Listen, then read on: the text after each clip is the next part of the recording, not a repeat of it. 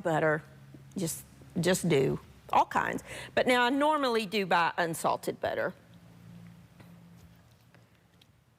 So that's going beautifully. I'm gonna let that, oh, looks so good. I have a couple of cups of, I'm using dark brown sugar because that's what I had today. But if you have light brown sugar, that's fine too. Dark brown sugar just has a little bit more molasses in it. And it's a little bit of a deeper flavor, but you can use either one. I just did not have any light brown sugar, and they are interchangeable in most recipes. The flavor's a little different, but it doesn't matter. So I'm just using dark brown. Okay, that butter is almost melted, so I'm gonna turn the heat off. And I'm gonna bring it up here, and I'm actually going to stir in, while it's still warm, the sugar, the brown sugar. Get that over here. This is not a non-stick pan. This is one of those hard anodized pots. I love these things. The only non-stick cookware, and I get asked this a lot, I like a non-stick skillet for some things, but for everything else, I like either just regular stainless steel or the hard anodized. Put that there for a minute. I'm gonna actually switch to a whisk. And again, this is not nonstick, so I can use a metal whisk in here. And I'm gonna whisk that together.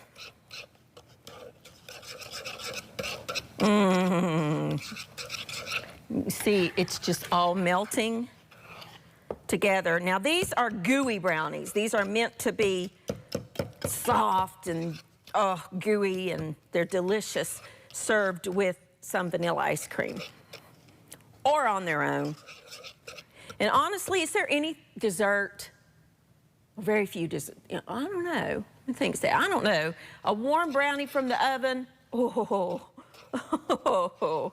I don't know of very many things that taste better than that. I am going to add a little bit of vanilla, about a teaspoon or two, however much that you want. I love vanilla. If you ever find Mexican vanilla, try that too. Oh, it's really good. Now, I have 2 eggs here. I'm actually just going to crack them in this bowl. I like to kind of beat my eggs a little bit with a fork before I add it to that. You want to make sure that cools just a little bit. You can temper your eggs if you want to. You don't want to put that in the hot. If you do, you're going to have scrambled eggs, and you don't want that. That off of there. I'm going to switch back to my whisk. A good way, or my spatula, a good way to incorporate that into the chocolate without scrambling your eggs or any hot liquid. This goes for anything that you are going to be adding eggs to. Take a little bit of the hot mixture, just a little bit, and put that in with the egg, and that kind of tempers the eggs a little bit to where they don't scramble. And then you can stir your egg in with your other mixture. Get all that out of there. Ooh, so good. Stir that together. And then here I have 2 cups of all-purpose flour. I'm gonna add my chocolate, sugar, deliciousness to my flour.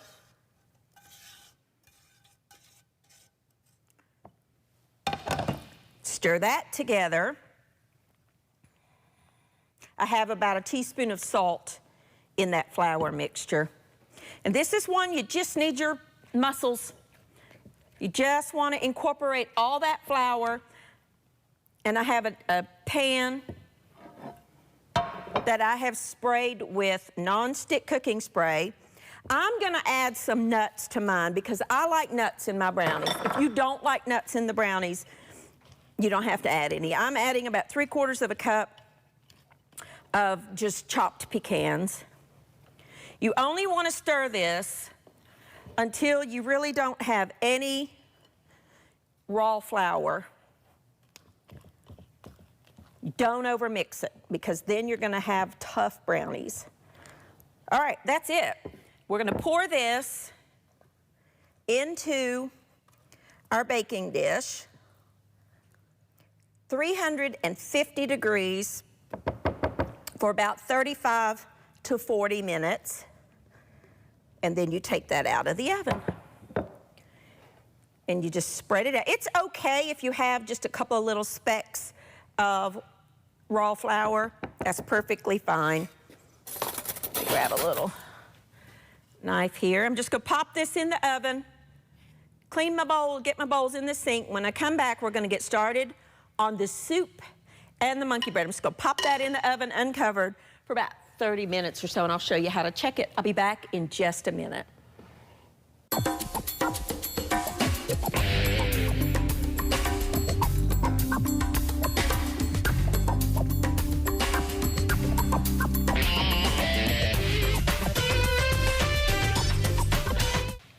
Alrighty, now our brownies are in the oven, and we're going to get started on our cheeseburger soup. In this pot, I have a pound of just lean ground beef that I'm going to be browning up. Just got that over medium-high heat. Just want to brown it. Now, I am using leaner beef here because I don't want to drain out the grease and all that stuff. I want a little bit of fat, but not too much. Where'd my... Don't know where my spoon rests went. Oh well, just put it right there. And I'm gonna use my little handy dandy when that starts browning up a little more. This is just a ground beef messer-upper. I don't really know the technical name for this, but this is just a beef crumbler. You put it in there as you're cooking. You know how sometimes if you don't separate it out real good, stays in a clump? This separates the little individual things. But I'm gonna let it go just a second. Now, I have here just a couple of onions, little smaller onions. So I'm gonna, I don't know, I'll see how much this ends up being. I like to cut them in half to give yourself a flat surface to work on. I'm using little cooking yellow onions. You can use a white onion if you want, or a Vidalia, or whatever you want. You could even use a red onion. If you don't have onion, you could use onion powder or granulated onion, but onions should be a staple for you. And I want to cut it into like medium, smallish dice.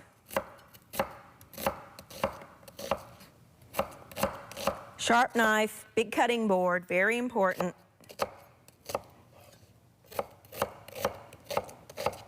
There's 1,001 different ways of how to cut up an onion. I'm gonna go ahead and put the onion in there because that's very lean as that's browning. So I'm not gonna be draining the liquid. If you're using a fattier cut where you're actually gonna be draining the fat, then don't put your onion in until you're done. I'm gonna use both of these because you don't wanna lose that flavor from the onion. I cut it in half. I cut the top and the bottom, then cut it in half, peel off that very outer layer of the onion. You can compost that if you compost. I don't, but you can. I like to work on a flat surface, it's safer. And then cut your onion into smaller pieces. Onion and celery are the basis of a lot of soups. Okay, my little bench scraper, great little tool, perfect little tool to have in the kitchen. I have so many people ask me about that. Okay, I'm gonna stir those onions in, and now elsewhere you wanna get in there with this little thing and just twist it in there, push it down in the beef, and it really does separate that beef into smaller pieces.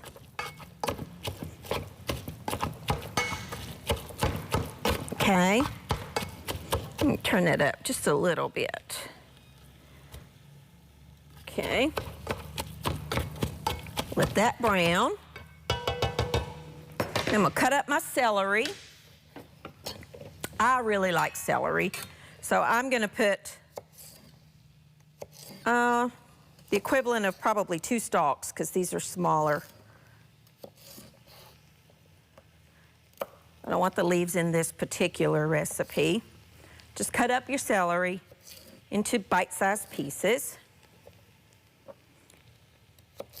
Celery is actually one of my favorite vegetables. I think it's one of those you either really love it or you really hate it, but I really love it. Fingers bent back, and just cut it into about the same size as the onion. This is a cheeseburger soup that's really, really good. Add that to your pot. That's why I like to work beside my stove. Then you just add as you go. Beef, brown that, break that up, that's about good. Let that cook away for just a few minutes. So while that's browning, let's get started on our biscuits. I have my oven, bottom oven, preheated to 375 degrees. We're just going to use canned biscuits. So easy. I need to melt my butter. I have here about half a stick or so of butter.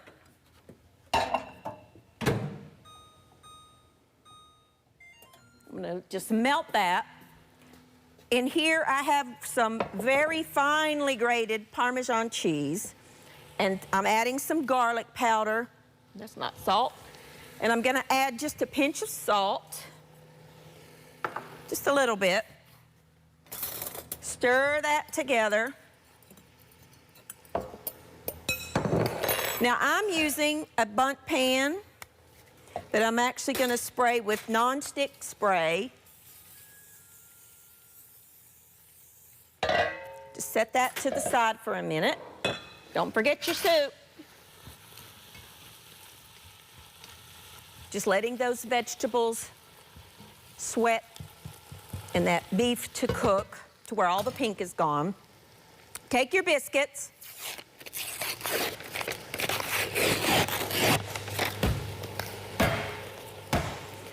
Cut them, take them out of your package. I mean, this really could not be simpler. Take a knife, a little paring knife,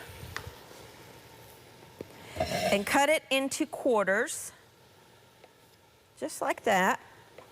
I like the southern style. I would not use the flaky in this recipe. I would use the buttermilk or the southern style, but not flaky for this. I hear you, microwave. My microwave's talking to me saying, hey, I'm done cooking your butter or melting your butter. Don't forget me. Okay. Let's check our butter. Should be melted. Close enough.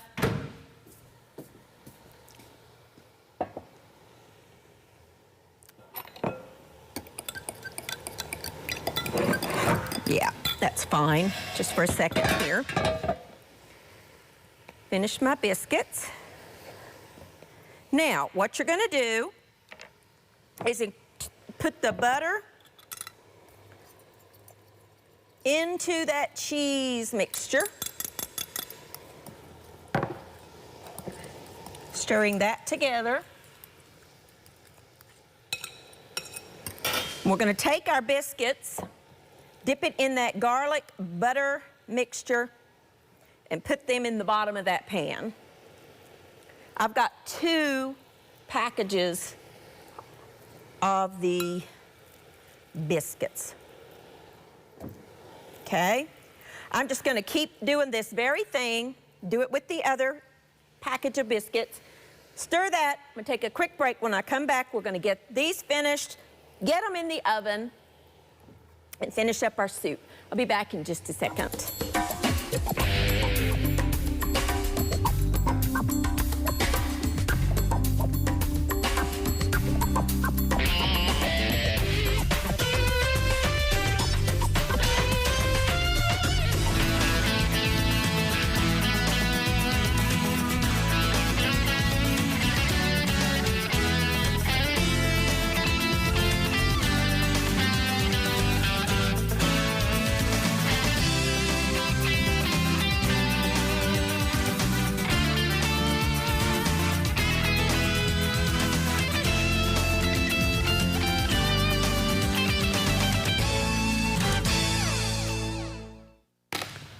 Okay, now all I did was take that second can of biscuits and repeat the same process. When it's done, this is what it will look like. If you have any of the cheesy garlic mixture left over, don't waste that, just put it on top. 375, about 20 to 25 minutes or until the biscuits are done. Okay, I need to move a rack here. That's not tall enough. So about middle of the oven. Let's look at our brownies while we're back here. Oh yeah, those are looking good. They're not done, but they look good. Okay, our soup. Now, I just took it off the heat for a second. I have my celery and onion and beef in there. Now, if you have a bouillon cube, you can use a couple of bouillon cubes dissolved in water, or you can just use beef stock, which is what I had on hand. A couple of cups or so. I'm just using 2 cans. Add that. I'm gonna turn my heat down just a little bit now to like medium. And now I have here, I've scrubbed these so I don't peel. If you don't like to have the peel, then you can peel them. I just really like the flavor and the look. I'm using little red potatoes, but you could use any kind of a potato that you want. I want them into, I'd say, 1/2-inch cubes probably. And we're gonna put those in the soup and let them cook as we go. I want about 2 pounds or so. That one needs some trimming. So I cut them in half, then cut them in half again. I just use a little paring knife for this. You want little smaller cubes. And these need to cook for about 20 minutes. I'm gonna just add all these potatoes. If you need to add some more water to cover, go right ahead. You don't want it to be soupy because we're gonna make a roux and thicken it up with a roux and some cheese here in a little bit. So don't add too much, but you might need to add maybe a cup more water. I'm just gonna get these cubed up and get them in the soup.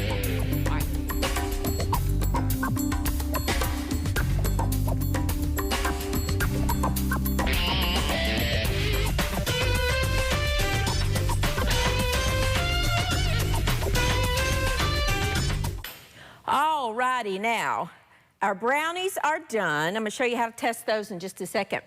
Our soup has simmered and the potatoes are tender, so we're gonna make a roux. I've got 3 tablespoons of flour, just all-purpose flour, and about 1/2 cup or so of milk that I don't know why I got that little fork, because I don't like that. I like my little whisk. You just want to stir the flour completely, no lumps, into the milk, okay? And then stir it into the soup. All right. Then we're gonna take about a cup or so of cheddar cheese, as much as you want. And we're gonna stir that into our soup, because remember, this is cheddar or cheeseburger soup. And I think we need a little more cheese. So I'm gonna grab a little more cheese, because I like a lot of cheese in my soup. I'm not one normally that likes a lot of cheese in soups, but this particular one needs it. This is just shredded cheddar that doesn't want to open for me. So you know what we're gonna do? We're gonna cut it open. Just add the rest of it. So that'll be about 2 cups. As much as you like.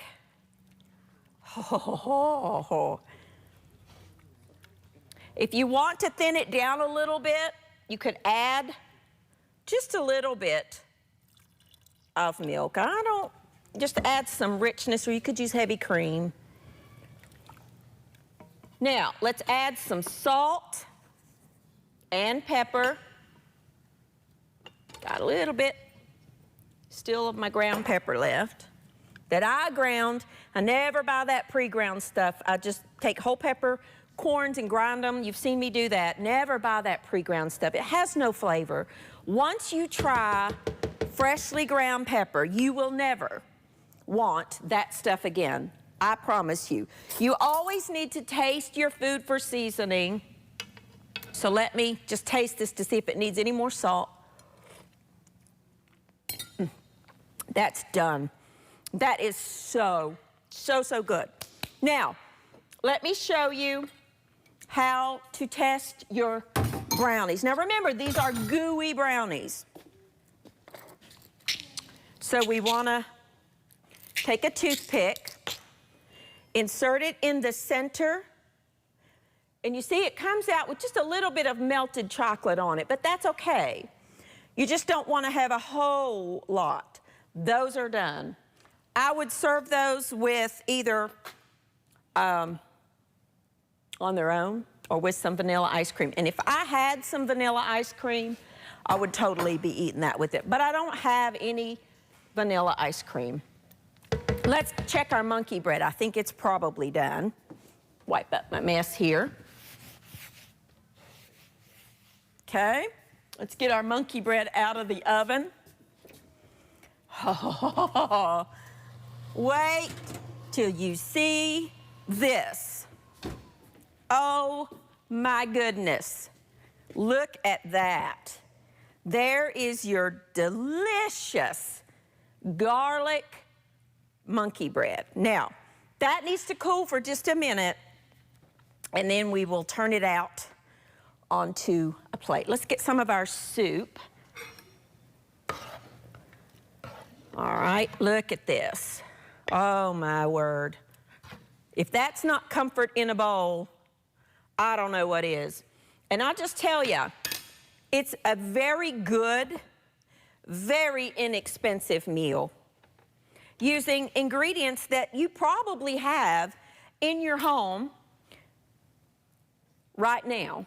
So there is our delicious. You could top that with a little more cheese if you wanted, or with a little bit of, I have a little bit of parsley, so let's just add a little tiny bit of parsley. You don't have to do this. I just think it looks prettier. Ooh, I about touched that. I don't want to do that. So I have just some parsley here that I'm going to chop up. Adds a little flavor and a little color. If you're a fan of cheeseburgers, you're going to love that soup. It really is good. And you could totally make that in your crock pot or your Instant Pot. Would be simple. Okay, sprinkle a little bit of that over top of our soup. Now, our monkey bread. Oh,